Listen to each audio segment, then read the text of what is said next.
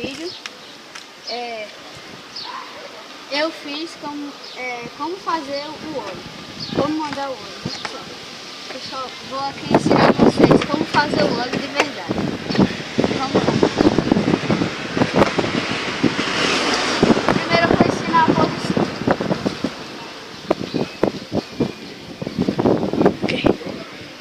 Bem, você tem que botar o seu pé aqui e no meio. Se você quiser pular um obstáculo mais alto, você bota o seu pé no meio, né?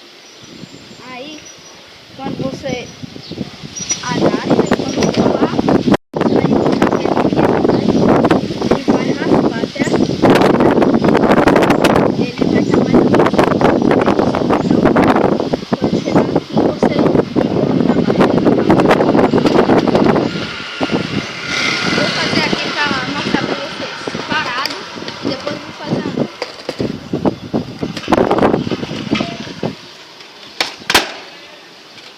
Como eu olho para baixo, porque eu não sei o que eu ainda tô aprendendo.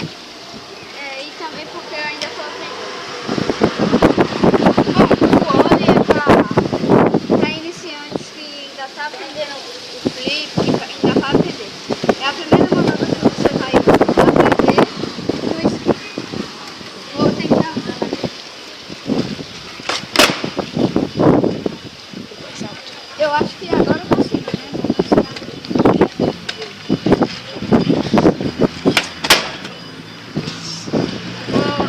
O último óleo que eu vou dar para vocês.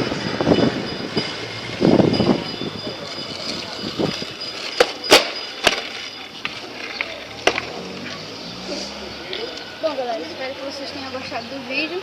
Se tiver gostado, dê um like. Mesmo se você não tiver gostado, dê um dislike. Pra ajudar. E para ajudar, né?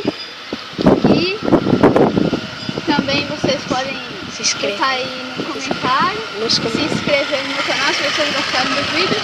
E é isso aí, galera. Falou!